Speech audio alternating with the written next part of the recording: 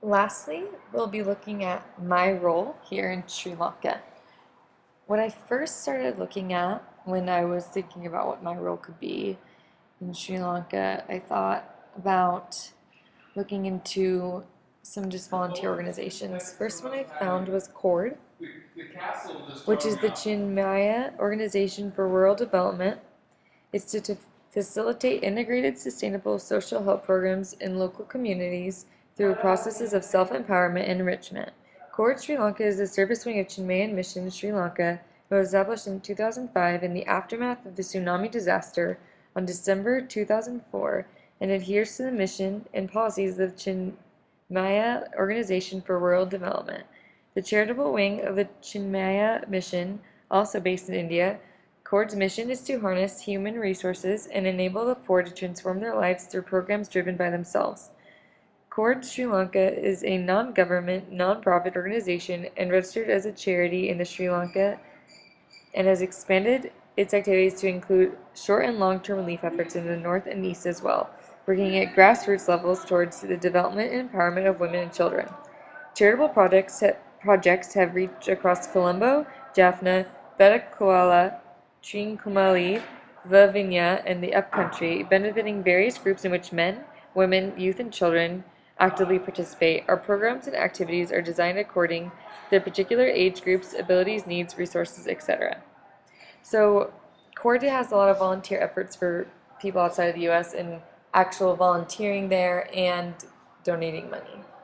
So the next thing I looked at was also the Red Cross, because obviously if there's impoverished people in a country, there's probably going to need aid in the form of hospitalization and medications, vaccinations. So I looked into the Red Cross Society of Sri Lanka, and there's just a location for you. They're in the capital of Sri Lanka. I also was looking into service opportunities through the LDS Church. And I'm going to take you to the location right now.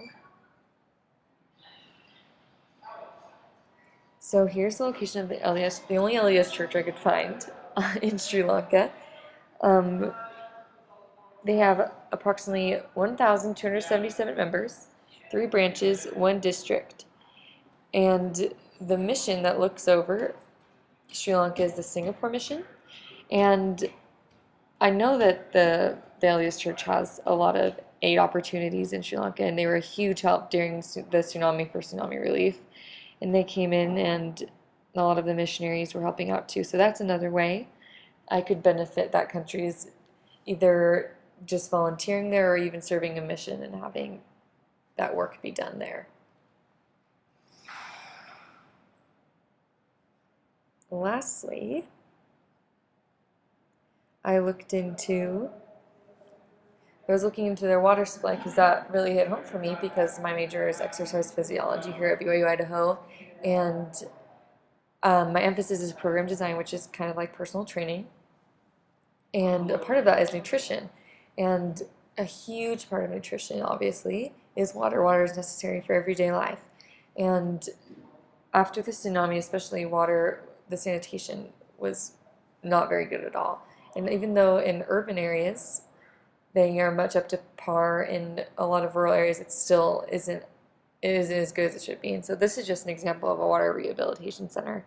And so as I thought about it, I was thinking, well, I would like to be involved with something like that, something I can get connected with. And one of the things I thought of was the lifesaver bottle, which we learned about in class. And that would be one way to help out, give water, clean water, just because there's such an increasing demand for water in upstream areas.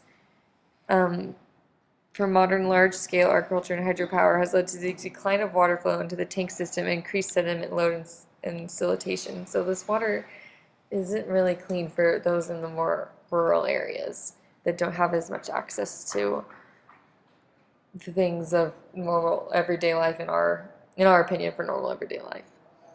So a lot of these lands are irrigated, and they need, like, this crops need water, and we obviously want clean water for drinking, for crops. You don't want your crops to have issues too.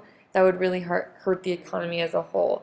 So what I'm getting around to is that as my role, I was really hoping that I could find a way with the development dollar and with just in general to give clean water, to make sure that everyone in Sri Lanka has clean water.